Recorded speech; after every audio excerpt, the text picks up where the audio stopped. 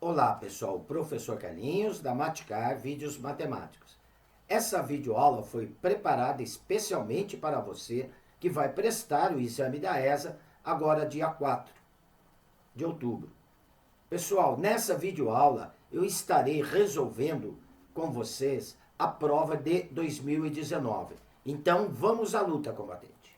Então vamos lá, pessoal, para a questão 1 da prova 2019/20. Está dizendo o seguinte: se para quaisquer valores x1 e x2 de um conjunto S contínuo no domínio D, com x1 menor que x2, temos que a f de x1 é menor que a f de x2. Então podemos afirmar que a função f é.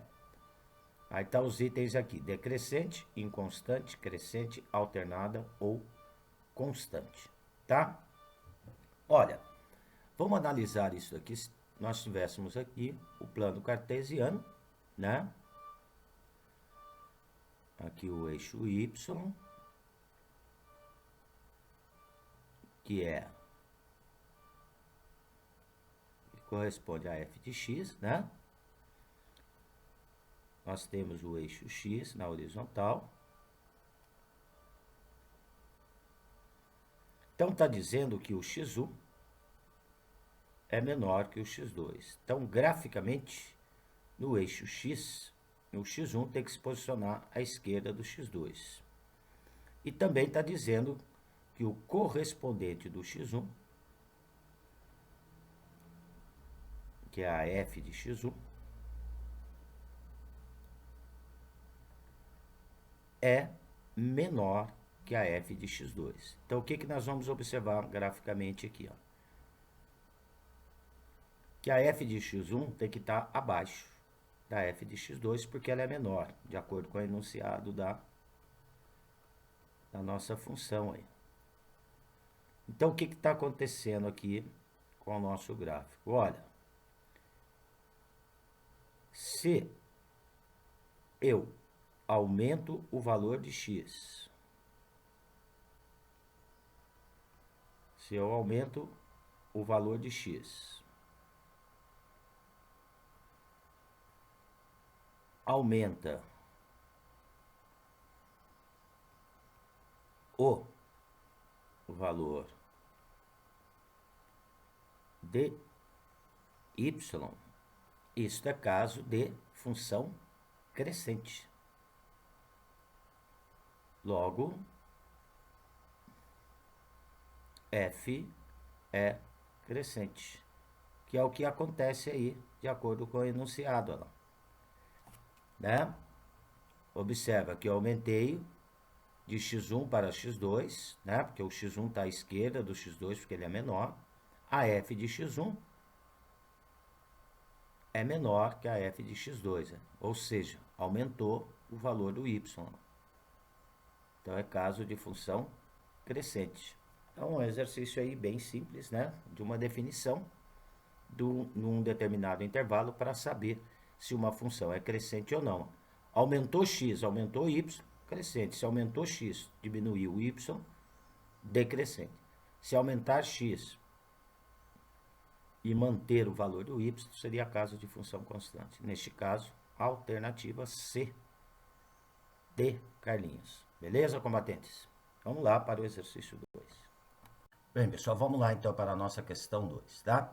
Aqui está dizendo o seguinte: é um triângulo equilátero, então o triângulo equilátero tem os três lados com medidas iguais. ABC, escreve-se um quadrado MNOP, de área 3 metros quadrados. Sabe-se que o lado MN, então o lado MN do quadrado está contido em AC, ou seja, está sobre o lado AC do nosso triângulo. O ponto P pertence a AB, então o ponto P vai pertencer ao lado AB do nosso triângulo. E o ponto O, que é o outro vértice do quadrado, pertence a BC, ou seja, ao lado BC. Nessas condições, a área em metros quadrados do triângulo ABC, tá? Olha, como ele é um triângulo equilátero, se eu souber a medida do seu lado, eu calculo a medida da sua área. Então, eu já fiz a figura aqui para adiantá-la. Então, tá aqui o nosso triângulo ABC, tá? Dentro dele, eu escrevi um quadrado. Então, tá aqui o quadrado em vermelho, né?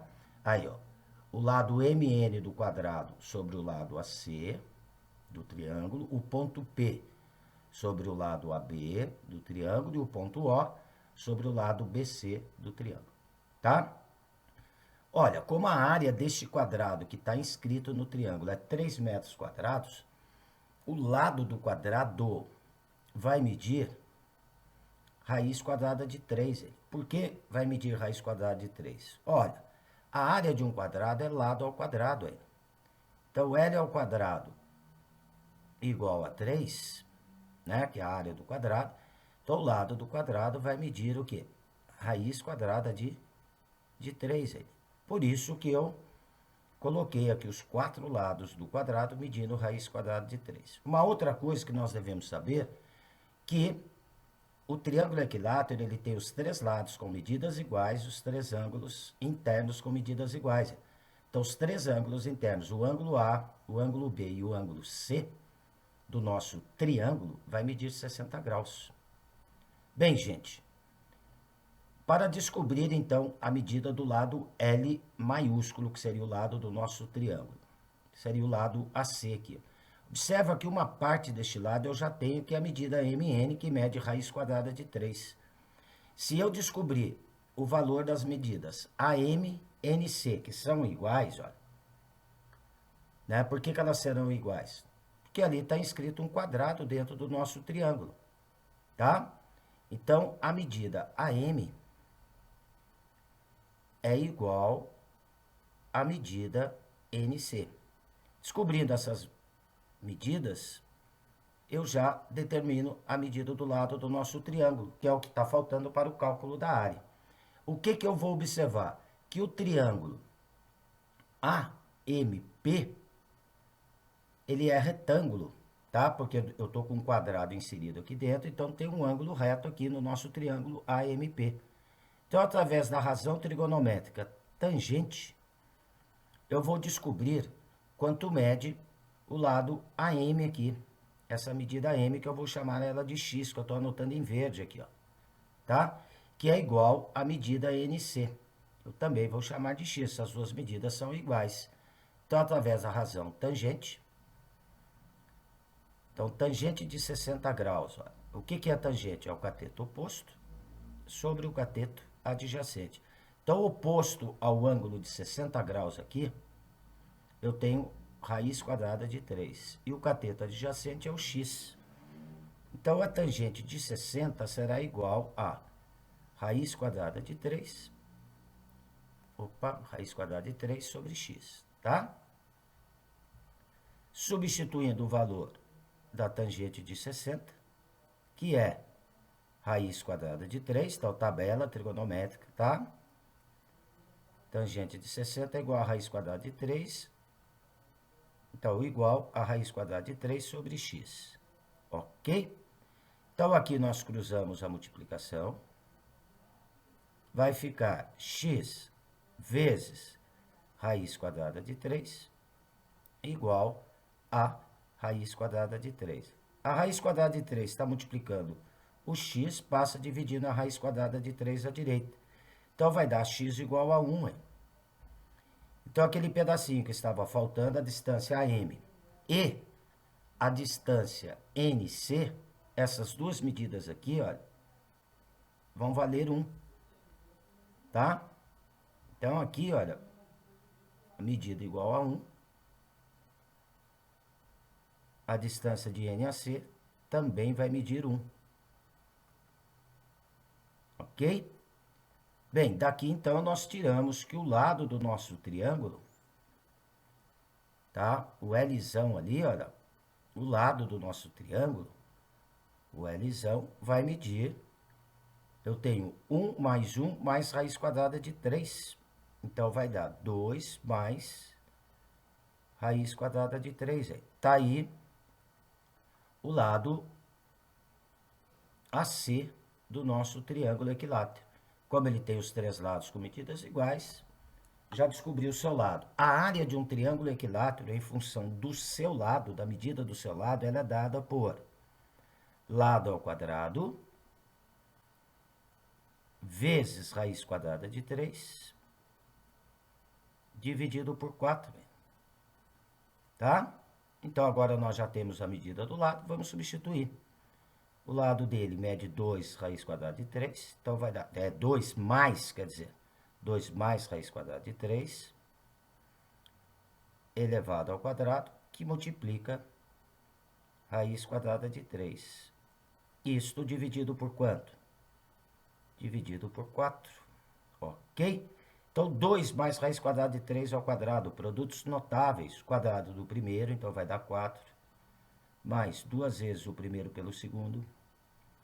Então, 2 vezes 2 vezes raiz quadrada de 3 vai dar 4 raiz quadrada de 3. Mais o quadrado segundo, raiz quadrada de 3 ao quadrado, dá 3. Isto multiplicado por raiz quadrada de 3,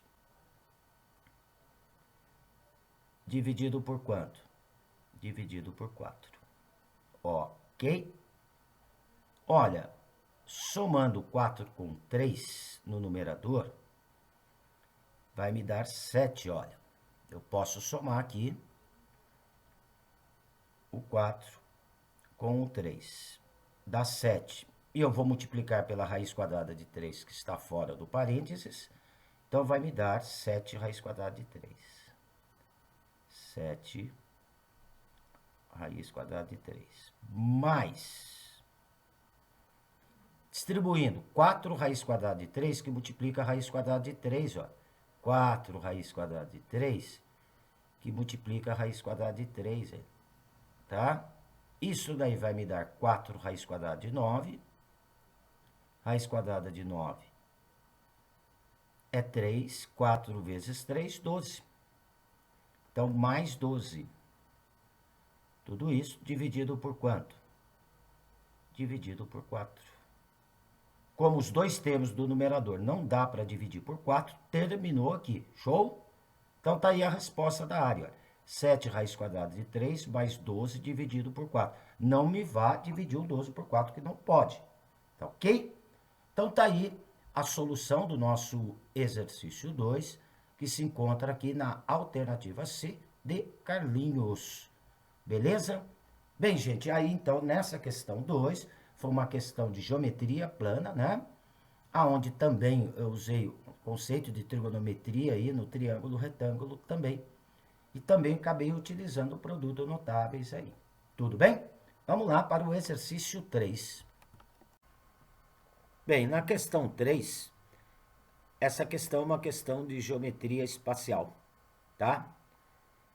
Um cilindro equilátero é aquele reto que possui altura igual ao dobro do raio da base. Sabendo que o volume é calculado pela fórmula πr² vezes h, quanto mede o volume de um cilindro equilátero que possui o raio igual a π. Então, é um exercício que facilitou, porque ele já falou que a fórmula para calcular o volume de um cilindro é πr² vezes h. E quando eu tenho um cilindro equilátero, a altura é o dobro do raio da base. Então, a altura dele seria igual a 2r.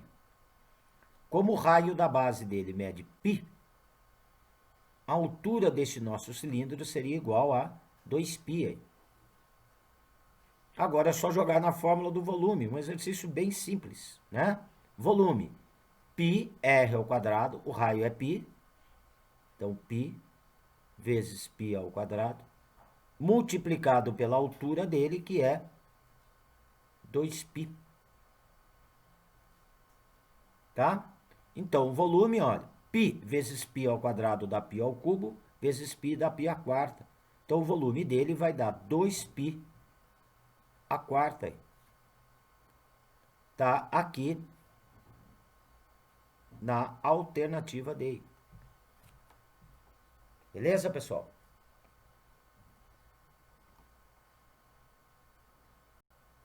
Vamos lá para o exercício 4. Olha, o exercício 4, então, seja A uma matriz de ordem 3. Quando fala matriz de ordem 3, quer dizer que ela já é quadrada de ordem 3 por 3, tá? Tal que o determinante de A é igual a 4. então o determinante do dobro da matriz A vale. Olha, aqui é um exercício que envolve propriedades dos determinantes, tá? Então, se tiver o conhecimento das propriedades, esse exercício é um exercício baba. Olha, se eu tenho uma matriz quadrada de ordem n, o determinante de m vezes A, o m é o número que vai multiplicar a matriz A, é igual a m elevado a n, onde esse n é a ordem da matriz, multiplicado pelo determinante de A, tá? Então, eu tenho a ordem da matriz. Como ela é uma matriz de ordem 3, então seria de 3 por 3, o meu n é igual a 3. O meu m é o número que multiplica a matriz. Então, no caso aí, o meu m é igual a 2.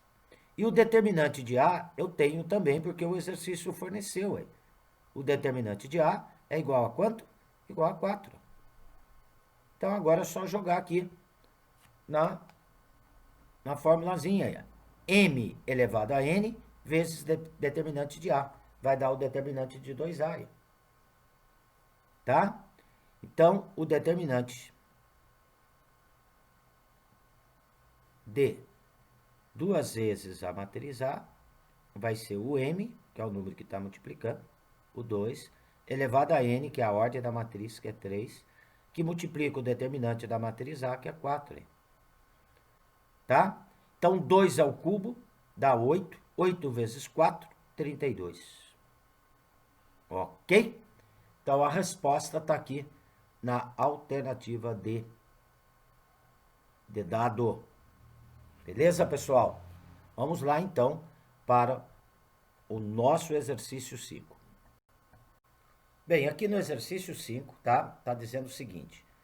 Um anagrama é uma espécie de jogo de palavras resultando do rearranjo das letras de uma palavra ou a expressão para produzir outras palavras ou expressões, utilizando todas as letras originais exatamente uma vez. Para participar de uma competição, uma equipe decide criar uma senha, fazendo um anagrama do nome original da equipe, que é Foxtrot. De quantas maneiras diferentes poderá ser criada essa senha, tá? Olha, esse exercício 5 é um exercício de análise combinatória. Então, anagrama, tá? Seria as palavras formadas a partir de uma palavra, simplesmente mudando de posição as letras dessa palavra. Então, nós temos aqui Foxtrot, tá? Então, eu tenho um total de quantas letras nessa palavra aqui? 1, 2, 3, 4, 5, 6, 7. Então, o meu N, total de letras da minha palavra, são 7. Observa que a letra O repete 2 vezes. Tá? E também a letra T, a letra O, repete 2 vezes. A letra T também repete 2 vezes. Tá? Repete 2 vezes. Então, eu estou com o anagrama com letras repetidas, né? Então, quando eu trocar este O aqui com este O, acaba ficando o mesmo anagrama. Eu tenho que estar tomando um cuidado aí, ó. Gente, falou em anagrama, é permutação, tá? Só que aqui eu vou ter uma permutação com elementos repetidos. Então, a permutação, a fórmula da permutação com elementos repetidos, P é N fatorial sobre aí eu vou ter a quantidade de letras que repete aqui no denominador e quantas vezes elas vão repetir aqui no denominador.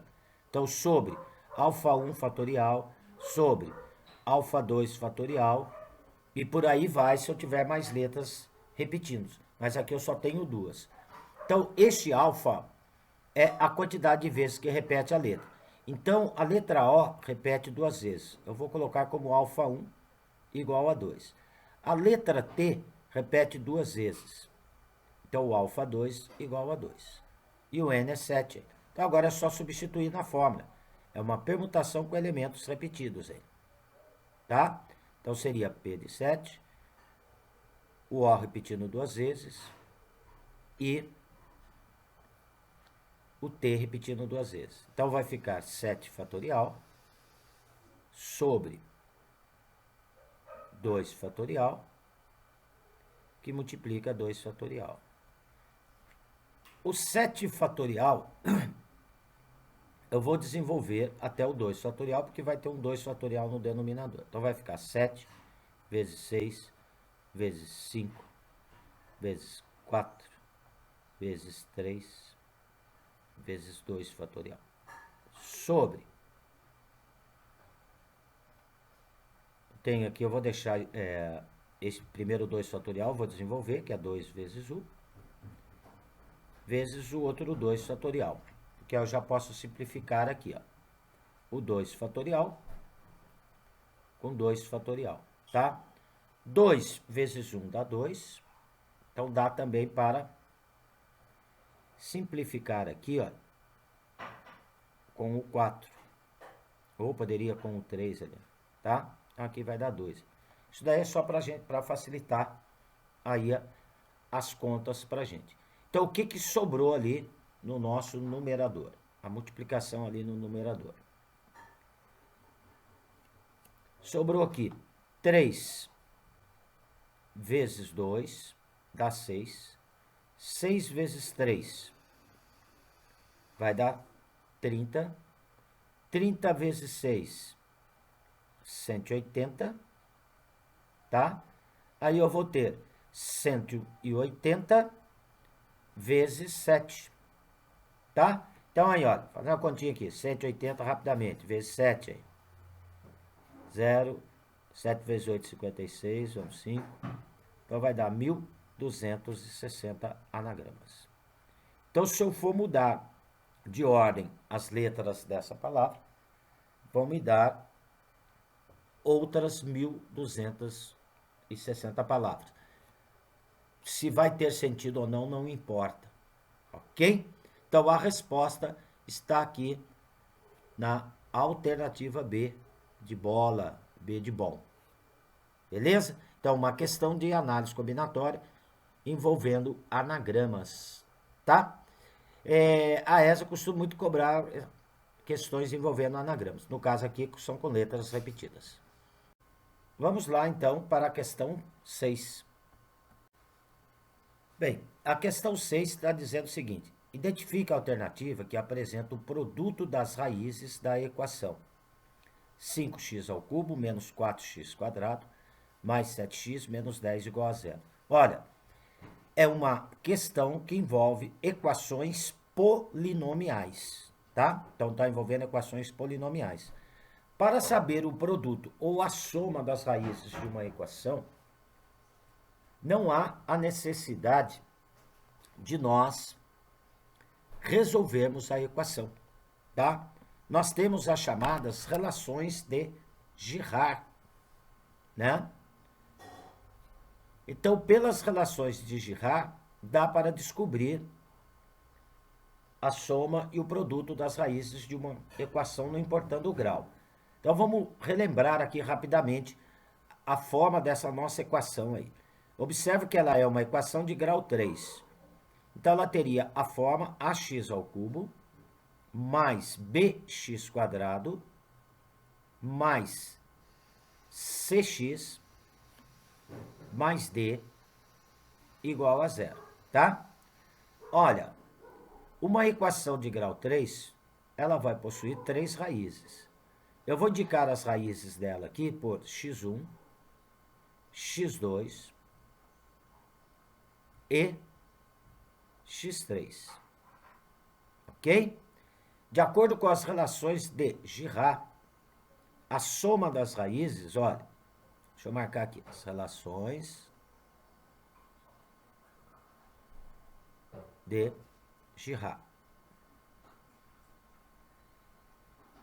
A soma das raízes, x1 mais x2 mais x3, é igual menos o termo b dividido pelo termo a. A soma do produto delas, 2 a 2, x1 vezes x2, mais x1 vezes x3, mais x2 vezes x3, é o termo c da equação, que é o coeficiente do x, dividido pelo termo a, até chegar a 3 a 3. x1 vezes x2 vezes x3. Então, eu comecei a somar 1 a 1, 2 a 2. Agora, 3 a 3, eu só tenho esse agrupamento aqui. x1, x2, x3 é menos o termo d dividido pelo termo a da equação. Tá? Então, olha, todas as relações, elas serão divididas pelo coeficiente do termo de maior grau. Então, no caso, ele é indicado pelo A aqui. Aí vem, olha, no numerador, B, C, D. Depois vem alternando. Começa sempre por menos, mais e menos. Ok? Como eu quero o produto das três raízes, só vai me interessar essa última relação aqui, que é o x1 vezes o x2 vezes o x3, que é menos o termo d dividido pelo a. Nessa nossa equação aí, o a é 5, o termo b é menos 4, o termo c é 7 e o termo d é menos 10. Só que eu só quero o produto das raízes. Então, menos o termo d, que é o menos 10, dividido pelo termo a, que é 5. Menos 10 dividido por 5 dá menos 2. Só que eu tenho um menos aqui da fórmula. Menos 10 dividido por 5 dá menos 2. Com menos aqui fora, mais 2. Ok? Então, a resposta aqui é 2. Está na alternativa D, de dado. Beleza? Vamos lá, então, para a questão 7, né? Então, essa questão 6 foi uma questão que envolve equações polinomiais. Quem tem, tendo conhecimento de relações de Girard, é uma questão super simples também, né? Bem, aqui na questão 7, o valor que deve ser somado ao polinômio 2x ao cubo mais 3x quadrado mais 8x mais 15, para que ele admita 2i como raiz, sendo i a unidade imaginária, tá? Então, é um exercício que envolve conceito de polinômio e raiz de um polinômio, ok? Eu vou chamar esse meu polinômio de, desculpe, gente, de p de x, tá? Então, tá aqui, ó, p de x igual 2x ao cubo mais 3x quadrado mais 8x mais 15. No enunciado está dizendo o seguinte, quanto que deve ser somado ao polinômio. Então, eu vou acrescentar um valor qualquer no meu polinômio. Eu vou chamar esse valor aqui, olha, de m, o valor que eu vou acrescentar. Para que ele admita 2i como raiz. Olha, nós temos, quando estudamos polinômios, que quando um número é raiz de um polinômio, tá? De uma função polinomial, o seu valor numérico é igual a zero. Então, o que quer dizer isso? Que o p de 2i terá que ser igual a zero. Matei o exercício, tá? Ou seja, se for raiz, ao substituir aquele valor no lugar da incógnita, o resultado tem que dar zero, tá? Então, p de 2i igual a zero. Então, vamos substituir, igualar a zero, eu tiro o valor do m, que é o valor que eu acrescentei ali. Então, vai ficar 2 vezes o 2i ao cubo, então, dentro do parênteses, tá? Mais 3 vezes o 2i ao quadrado, 2i ao quadrado, mais 8 vezes, no lugar do x, então, substituindo 2i, 8 vezes 2i, mais 15, mais m, igual a zero, porque no enunciado diz que o 2i é raiz, tá? Vendo? Então, toda vez que for raiz, seu valor numérico tem que ser igual a zero. Bem, então vamos lá, continuando as nossas continhas. Vai dar 2 vezes 2i ao quadrado, ao cubo. 2 ao cubo dá 8. I ao cubo vai me dar i ao cubo. Mais 3 vezes 2i ao quadrado, elevo 2 ao quadrado, dá 4. I elevado ao quadrado, dá i ao quadrado. Mais 8 vezes 2i, então vai dar 16i. Mais 15, mais m, igual a zero, tá? Então, lembrando lá, quando a gente estuda números complexos, né, que i ao quadrado equivale a menos 1, né? Lá do estudo dos números complexos. Então, o que seria o i ao cubo? I ao cubo seria i ao quadrado multiplicado por i. Como i ao quadrado é menos 1, multiplicado por i dá menos i, que eu vou poder trocar ali na expressão. Então, aonde tiver i ao quadrado, eu troco por menos 1.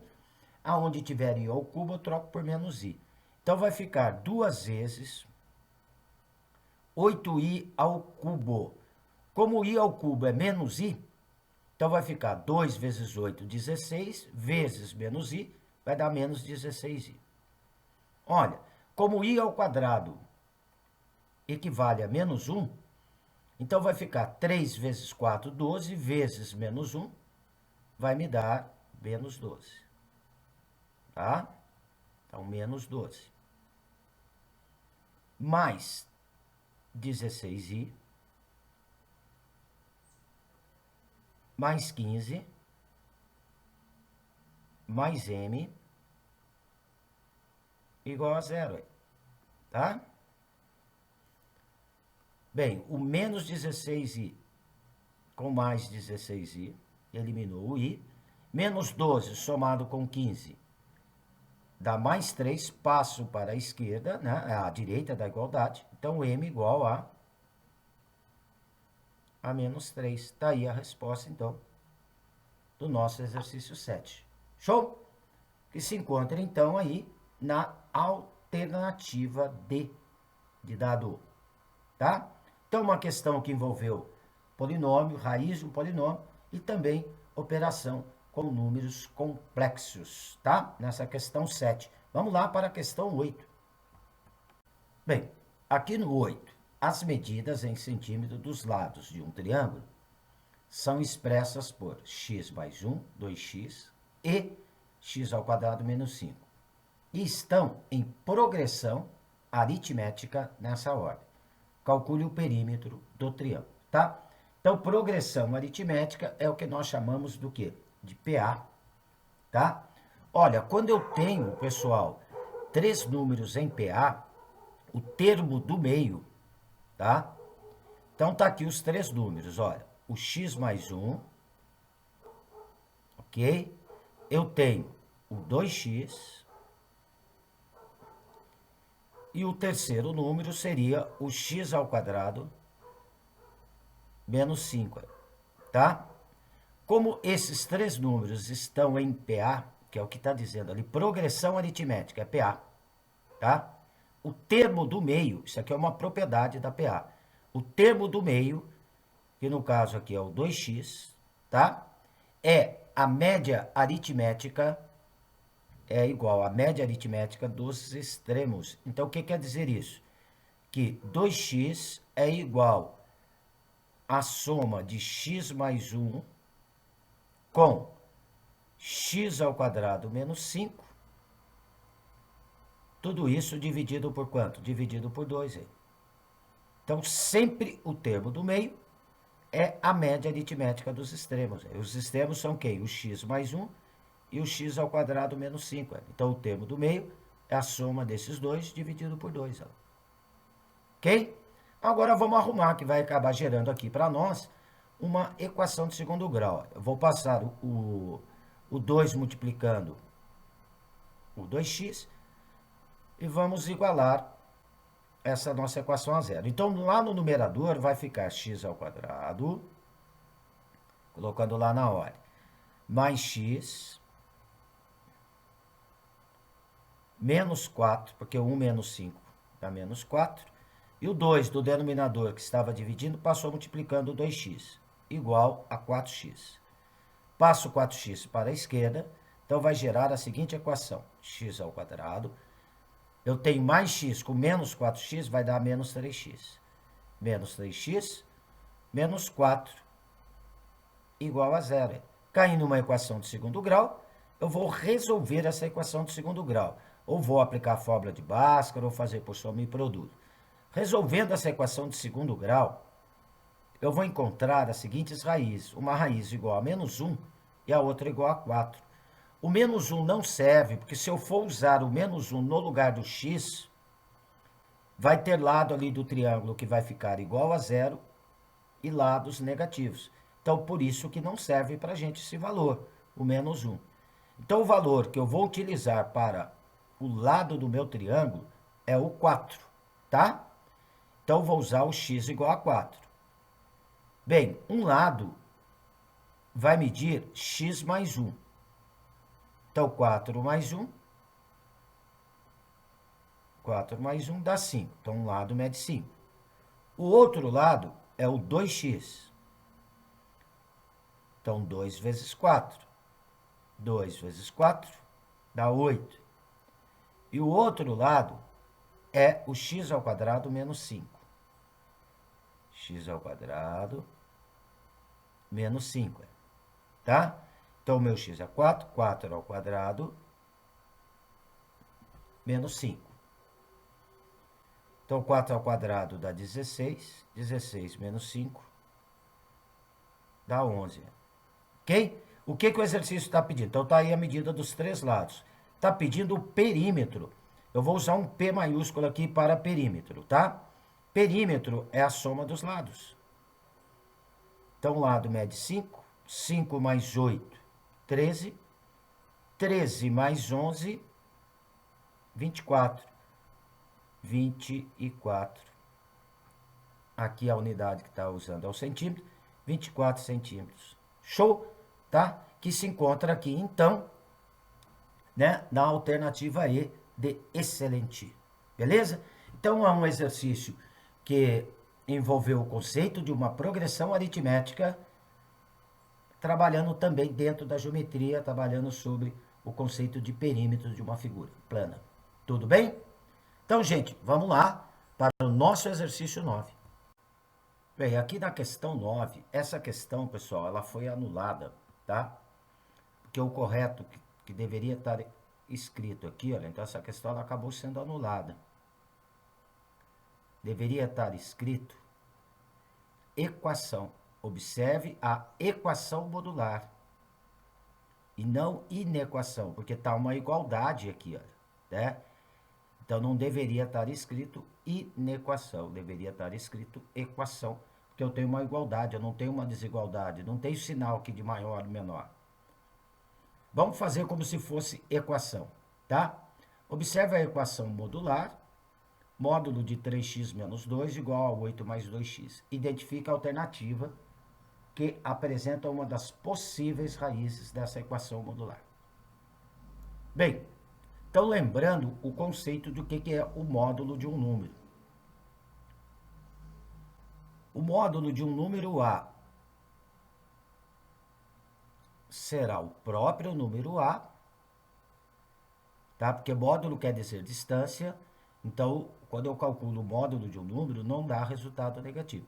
Então, o módulo de um número A será o próprio número A, se o A, o meu número A, for um número maior ou igual a zero. Ou o módulo do meu número A será menos A, ou seja, eu vou ter que multiplicar ele pelo sinal de menos, se o meu A for um número negativo, ou seja, se o meu A for um número menor que zero. Então tem que considerar as duas possibilidades lá na igualdade. E outra coisa, como eu não tenho módulo dos dois lados da igualdade, observa que eu não tenho módulo dos dois lados da igualdade. Como 3x menos 2 está dentro do módulo, com certeza não vai dar um resultado negativo. Então, o 8 mais 2x também não pode ser negativo. Então, antes de começar a usar o conceito de módulo para resolver, eu tenho que montar aqui o que nós chamamos de campo de existência. O 8 mais 2x tem que ser um valor maior ou igual a zero, porque não vai dar resultado negativo, porque a esquerda está dentro do módulo. Então, daqui eu vou tirar que 2x tem que ser maior ou igual a menos 8. X tem que ser maior ou igual a menos 4. Então, ao encontrar o valor do x, eu tenho que verificar se esse valor é maior ou igual a menos 4. Tudo bem? Então, vamos lá. Eliminando o módulo. Eu vou igualar o 3 menos 2x. Desculpe. 3x menos 2. Eu vou igualar a 8 mais 2x. Ou o 3x menos 2 igual a menos, abro parênteses, 8 mais 2x. Eu tenho que considerar as duas condições por causa do módulo. Tá? Então, vamos resolver as duas equações. Se tiver x para a esquerda, que não tiver para a direita. O mais 2x, passo para a esquerda subtraindo 3x, vai dar x. O menos 2 está subtraindo, passo para a direita somando 8, x igual a 10. Bem, a outra condição vai ficar 3x menos 2, vou distribuir o sinal de menos, vai ficar menos 8, menos 2x, tá? O menos 2x está subtraindo, passo para a esquerda somando 3x, vai dar 5x. O menos 2 está subtraindo, passo para a direita somando menos 8, vai dar menos 6. Então, daqui eu vou tirar que o x é igual a menos 6 quintos. Tá? Observa que os dois valores que eu encontrei como resposta, x igual a 10 e x igual a menos 6 quintos, satisfazem a condição de existência, são maiores ou iguais a menos 4, né?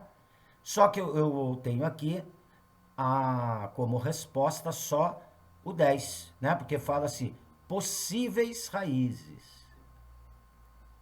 Então, se essa questão não tivesse sido anulada, se tivesse escrito equação, a resposta estaria na alternativa E, tá? O menos 6 quintos também seria a raiz dessa equação? Sim, só que não aparece na alternativa. Então, ficaria só com a alternativa E de excelente. Tudo bem?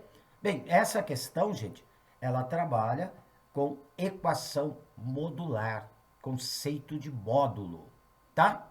Vamos lá para a questão 10. Bem, aqui na questão 10, tá? Em uma escola particular, foi feita uma entrevista com 200 alunos sobre o curso de língua estrangeira. 110 alunos responderam que frequentavam o curso de inglês. 28 alunos responderam que frequentavam somente o curso de espanhol. E 20 responderam que frequentavam ambos, inglês e espanhol. Qual a probabilidade de um desses alunos não frequentar nenhum desses dois cursos, do total de 200 alunos, tá? Olha, nós vamos montar primeiramente, então, olha, é uma questão de probabilidade, mas que envolve também a teoria de conjuntos, tá? Eu vou montar aqui o diagrama, que está aqui à minha direita, eu já montei ele mais ou menos para estar dando uma adiantada aqui, né? Da situação que está acontecendo. Sempre que for fazer um diagrama, gente, coloca a intersecção do que você está analisando primeiramente, tá? Então, o que seria a intersecção? Eu tenho aqui os alunos que frequentavam o curso de inglês, que eu vou colocar dentro do círculo verde o inglês e dentro do vermelho o espanhol. A parte do meio aqui do diagrama são os que frequentavam os 2 cursos. Então, eu começo montando o diagrama por aqui, tá? Então, frequentavam os 2 cursos, são 20 que responderam de acordo com o enunciado do exercício. 20. Então, eu tenho aqui inglês e tenho espanhol, tá? Então, os 20 aqui no meio. Na matemática, a palavra inglês e espanhol, a palavra e na teoria dos conjuntos quer dizer intersecção. Então, tem que estar no meio. Bem, o total que responderam, que frequentavam, né, o curso de inglês, foram 110. Eles não estão falando que frequentavam somente inglês. Frequentavam inglês. Então, dentro do círculo verde, que são os que frequentam inglês, tem que dar 110. Só que eu já estou com 20 aqui dentro, ó. Então, tiro de 110, só inglês vai me dar 90 aqui, ó, no diagrama. Essa parte do meu diagrama, 90. Agora, 28 alunos responderam que frequentavam somente, então isso daqui é importante, somente espanhol. Somente. Então, só a parte do espanhol, que é o que está aqui à minha direita aqui do diagrama, onde eu estou marcando com a setinha aqui. Então, aqui eu não desconto. Somente espanhol, 28. Ok? Eu tenho um total, aí no curso está dizendo que é um total de 200 alunos. Total de 200 alunos, tá? A pesquisa. Né? Somando ali o 90 com o 20 me dá 110, mais o 28, tá? Vai me dar 138 alunos. Faltam, para completar os 200 alunos, faltam 62 alunos. Então, esses 62 está aqui fora. São os que não frequentavam nenhum dos 2 cursos. Tá? Então, dos 200 alunos, 62 não frequentavam nenhum dos 2 cursos. Então, a probabilidade, que é o que está perguntando, de não frequentar nenhum desses 2 cursos, de escolher um aluno e não frequentar nenhum desses 2 cursos, então a probabilidade que eu estou indicando por P seriam 62 alunos que não frequentam nenhum dos 2, sobre o total dos entrevistados, que é 200 aí. Tá? Então, 62 sobre 200, dividindo 62 por 200, vai dar 0,31. Vai me dar o decimal 0,31. Isso em porcentagem, para transformar decimal em porcentagem, eu multiplico por 100. Ao multiplicar por 100, eu tenho o valor em porcentagem. 0,31 multiplicado por 100 vai me dar o 31%, tá? Está aqui na alternativa D de dado, ok? Então, olha, é um exercício que envolve teoria de conjuntos e probabilidade. É simples, tá? Mas está envolvendo esses 2 assuntos, ok? Vamos lá para o exercício 11. É a questão 11. Para que Z igual a 5 mais I dividido por A menos 2I seja imaginário puro, o valor de A deve ser. Então, nós estamos com uma questão aqui sobre números complexos, tá? Eu quero que a divisão, né, o meu número Z, que é a divisão de 5 mais I por A menos 2I, seja um número imaginário puro, tá? Para ser um número imaginário puro, nós temos 2 condições, olha. O número complexo, ele é da forma A mais BI, aonde o A é a sua parte real e o termo B é a sua parte imaginária. O termo que tem o I é chamado da sua parte imaginária, ok? Olha, para ele ser imaginário puro, nós temos 2 condições. A parte real do número imaginário, que é a parte que não tem o I, tem que ser igual a 0, parte real igual a 0, e a sua parte imaginária, que eu estou indicando por IM, diferente de 0. Essa é a condição, tá? Então, nós temos que separar a parte real da parte imaginária aqui no nosso número, só que antes eu tenho que efetuar essa divisão 5 mais i por a menos 2i. Para dividir números complexos, eu multiplico o numerador, o denominador, pelo conjugado do denominador. O conjugado do denominador é trocar o sinal. Como eu tenho ali no denominador a menos 2i, eu vou multiplicar o numerador e denominador por a mais 2i. Tá? Troca-se o sinal. Se fosse a mais 2i, multiplicaria por a menos 2i. Ok? Então, vamos multiplicar numerador e denominador por a mais 2i. Ao fazer isso, eu estou fazendo a divisão, depois eu separo a parte real da parte imaginária. Tudo bem? Aplicando a distributiva, a vezes 5 vai dar 5a, tá? A vezes i vai dar i. Depois distribuindo 2i. 2i vezes 5 vai dar 10i. E 2i vezes i vai dar 2i ao quadrado. Ok?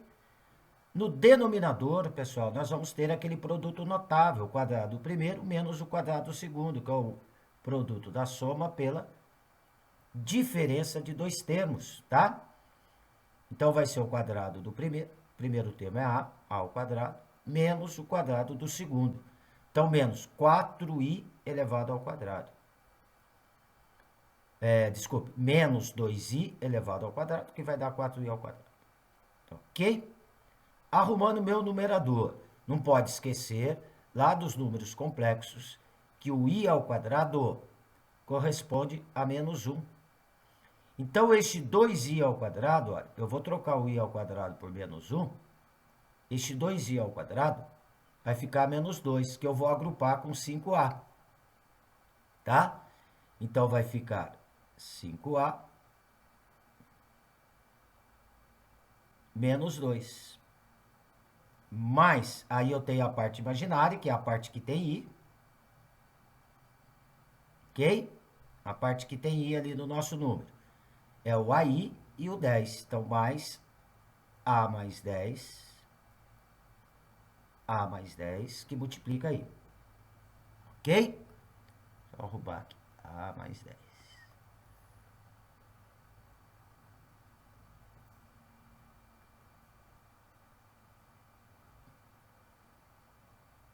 E multiplica aí. Dividido por o meu denominador. Quem que será o meu denominador? No lugar do i ao quadrado, eu troco o i ao quadrado por menos 1. Tá? Então, vai ficar a ao quadrado menos 4 vezes menos 1. Então, menos 4 vezes menos 1 dá mais 4. Então, vai me dar a ao quadrado. Vou escrever aqui em pretinho. A ao quadrado mais 4. Ok? Então, está aqui o nosso número complexo.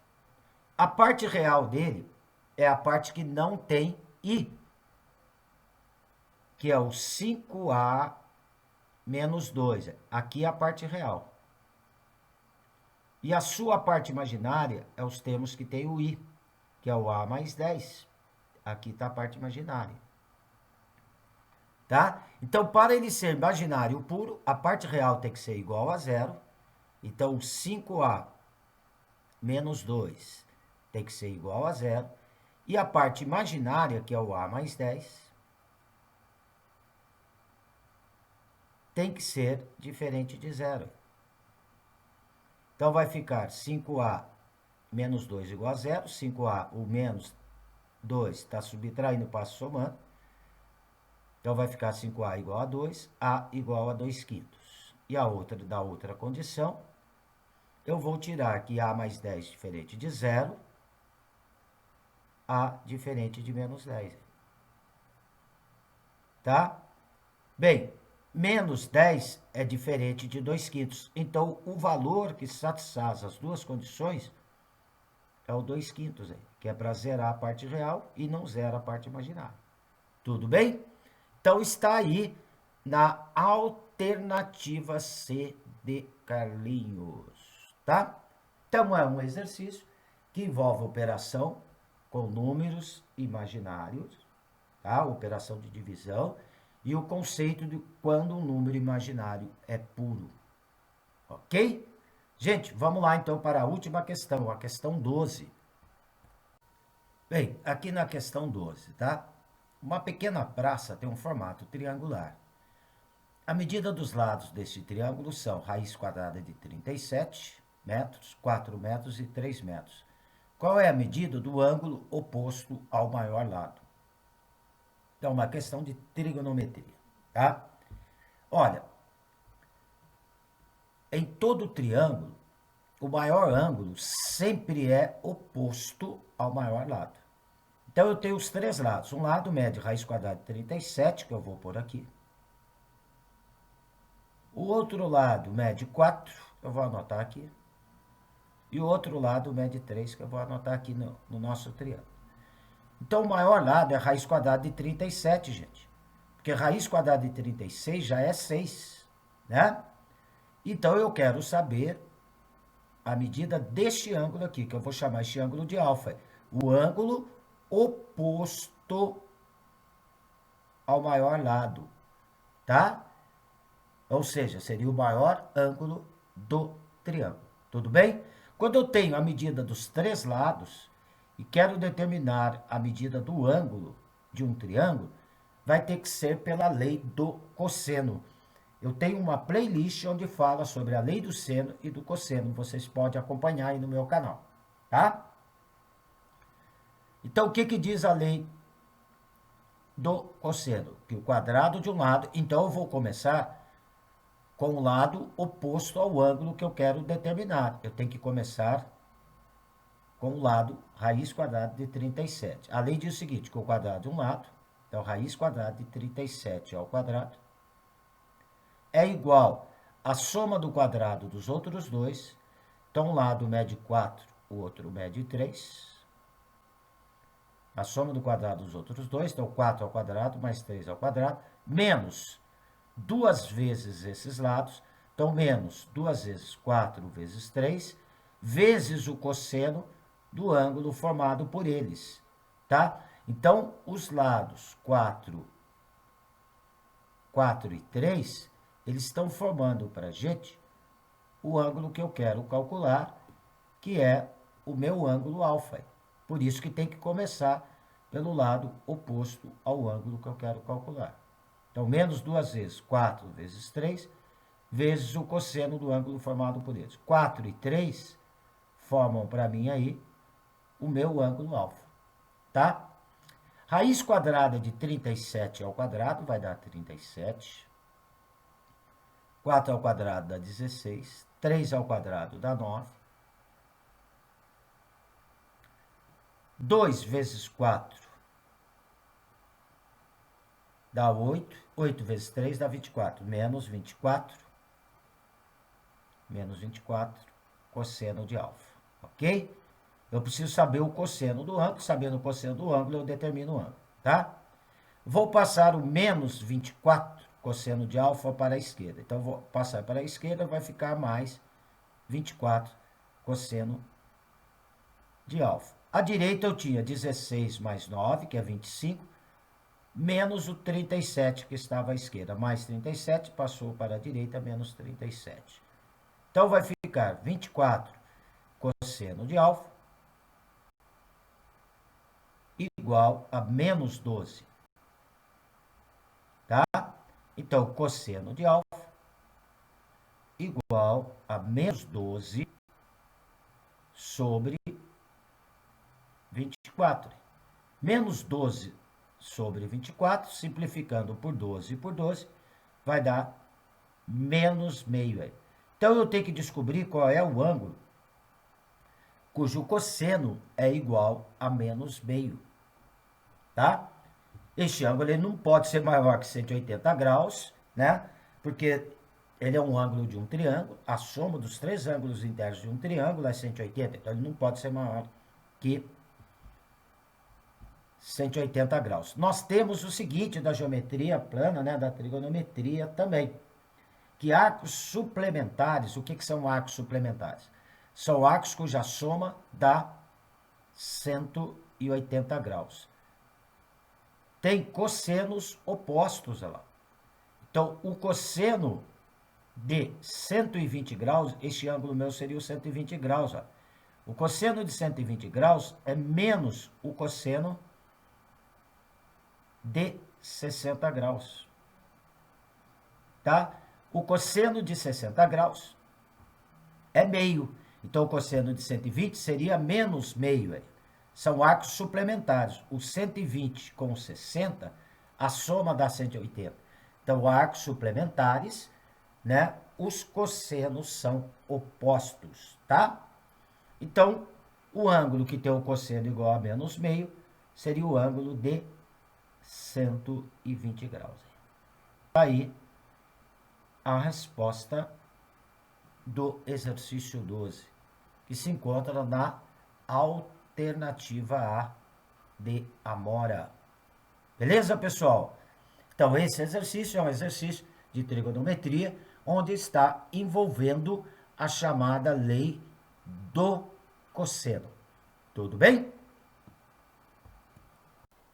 Bem, pessoal, aqui então eu estou encerrando a minha videoaula, tá? Qualquer dúvida em algum dos exercícios, por favor, deixe nos comentários que eu terei o maior prazer em atendê-los, né? O que eu pude observar fazendo essa correção? Que foi uma prova simples, tá?